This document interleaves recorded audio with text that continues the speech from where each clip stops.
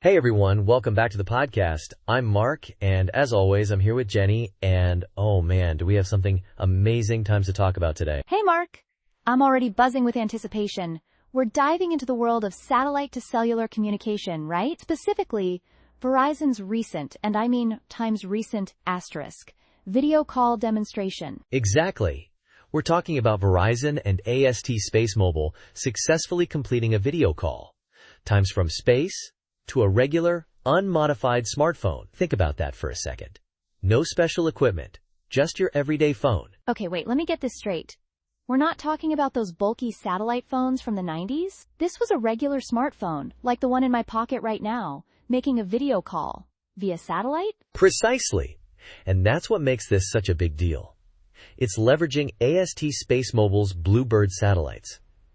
Now, these aren't your grandpa's communication satellites, Jenny. I'm guessing not. So, tell me about these BlueBird satellites. What makes them so special, and how do they differ from, regular satellites? Okay, so picture this.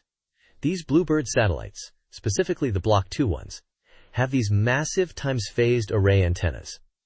We're talking 2,400 square feet. That's like 10 times bigger than the previous generation, the Block ones, which were already impressive at 693 square feet. 2,400 square feet, that's... Wow.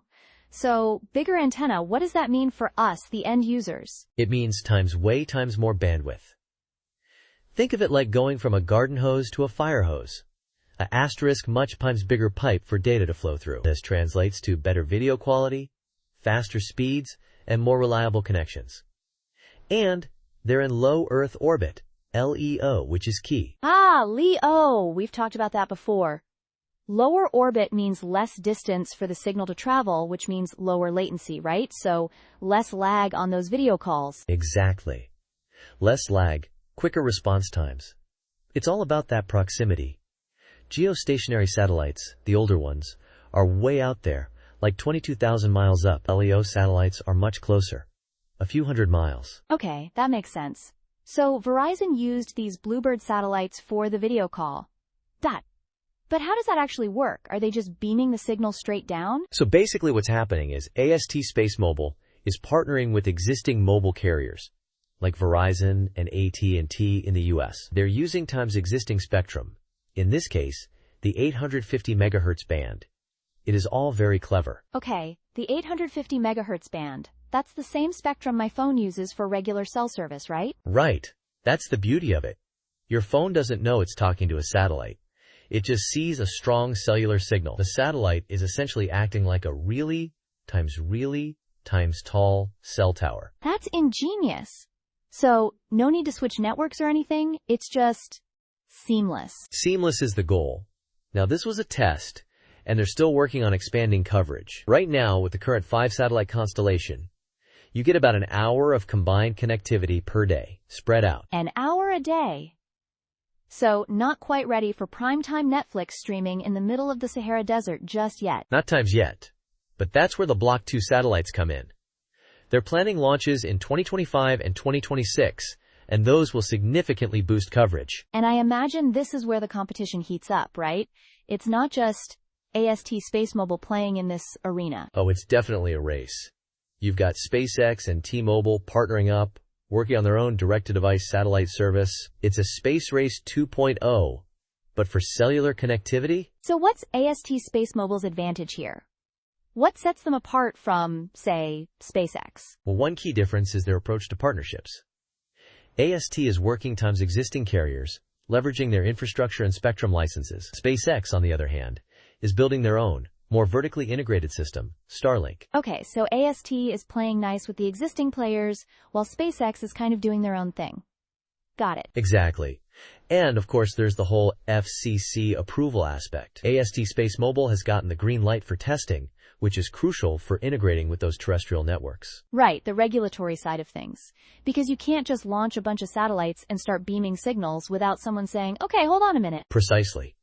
And there are all sorts of considerations, like spectrum allocation and avoiding interference with other services. It's a complex dance. It sounds like it. But the potential impact, we're talking about connecting parts of the world that have never times had reliable internet access before. That's the big picture, Jenny.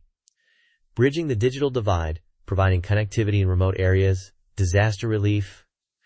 The possibilities are, and I am using this correctly, vast. It is. It really is. Beyond just staying connected with friends and family, think about the implications for education, healthcare, even economic development in these underserved communities. And even in areas with existing coverage, this could be a game changer for emergency situations. Imagine your cell service goes down during a natural disaster, but you still have that satellite connection. That's a really important point.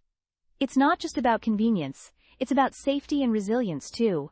It adds another layer of reliability to our communication networks. Exactly.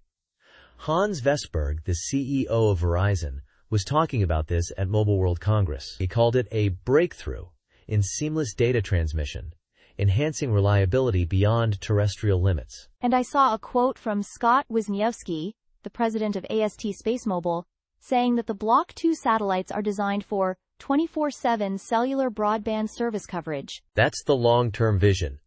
A constellation of satellites providing constant, reliable connectivity anywhere on the planet. It's really exciting to see this technology developing so rapidly. And it's going to be fascinating to watch how this space race, if you will, unfolds in the coming years. Definitely. And we'll be here, keeping you updated on all the latest developments.